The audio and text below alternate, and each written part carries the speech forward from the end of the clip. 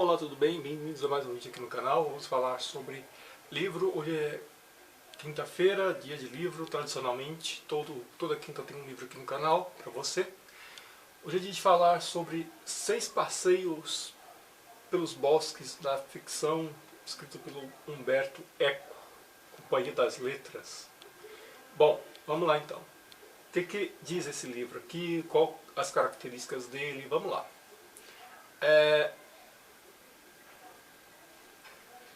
Quando a gente lê um texto de ficção, pega aqui um livro de ficção,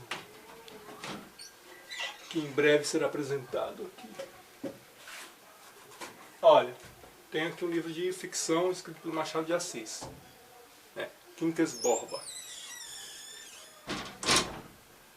Bom, não vou falar do Quincas Borba, mas tudo que enquadra o Quincas Borba aqui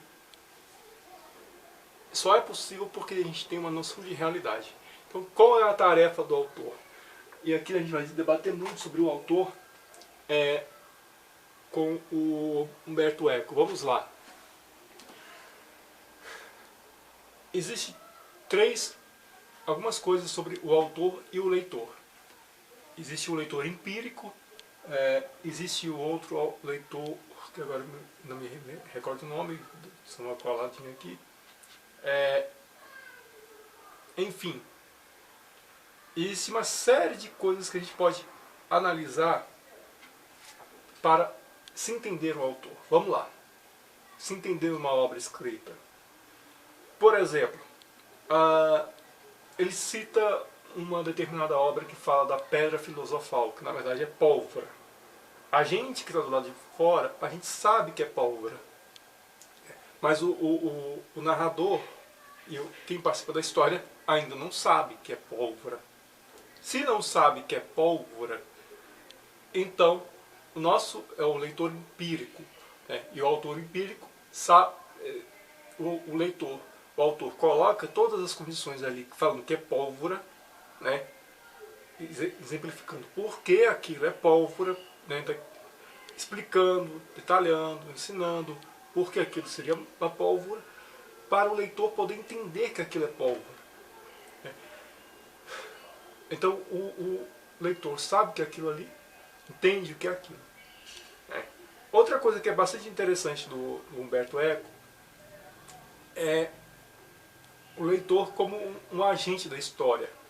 O leitor aceitar o que a história traz. A história traz determinado fato. Por exemplo, Chapeuzinho Vermelho. Se uma menina sair nos bosques por aí, na rua, no mato, no campo, encontrar com um lobo, né? A gente sabe que o lobo não fala. Linguagem articulada só os seres humanos têm. Porém, na fábula da Chapeuzinho Vermelho, a gente se deixa levar e acreditar que aquilo ali é realidade. Então, essa é a característica do leitor. A gente toma aquilo como verdade e aceita como verdade, mesmo sabendo que não é.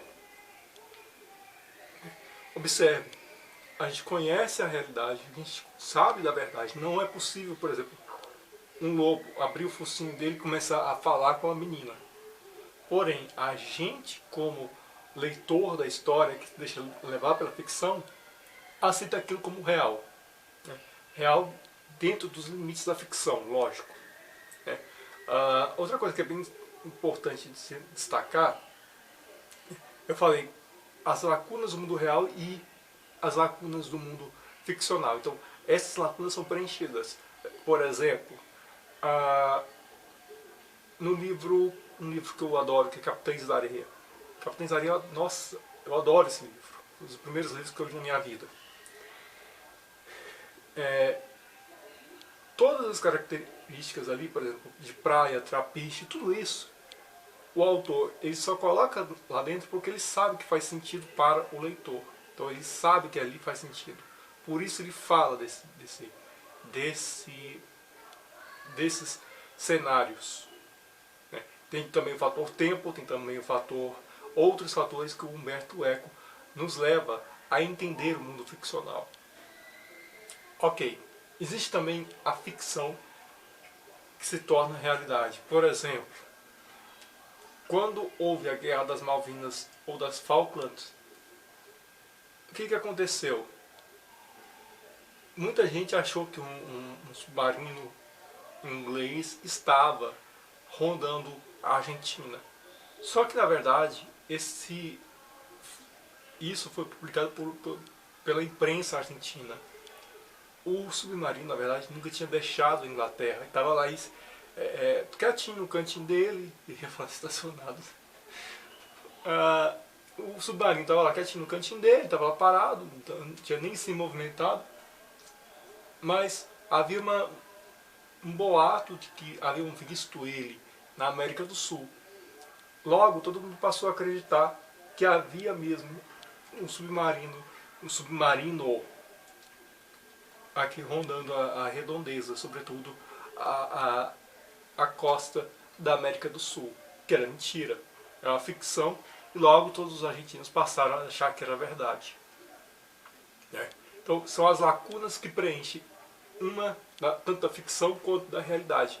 Uma ficção pode se tornar realidade dependendo de acordo com quem conta essa ficção e para qual interesse. Pode levar a pessoa a acreditar naquela ficção.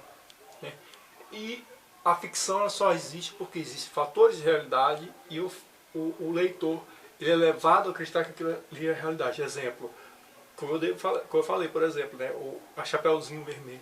Um lobo não fala, animais não falam. Porém, na ficção da Chapeuzinho Vermelho, nós somos levados, condicionados a acreditar que aquele lobo específico falava com a menina. É isso. Esse é um trecho, um resumo do livro. Um livro muito bom, gostoso de ler, pela Companhia das Letras, maior editora de livros do Brasil. 6 passeios pelos bosques da ficção, Humberto Eco. Vale a pena, pequenininho o livro, é praticamente uma dissertação de 158 páginas, muito bom. É isso, cara. Obrigado por ter assistido, leitura bem rápida, prazerosa. Os altares a vencer, vidas negras importam. Fora Bolsonaro, até o próximo. Tchau. E se quiser, para mais vídeos como esse, financie o canal, a chave Pix está aqui na descrição. Tchau.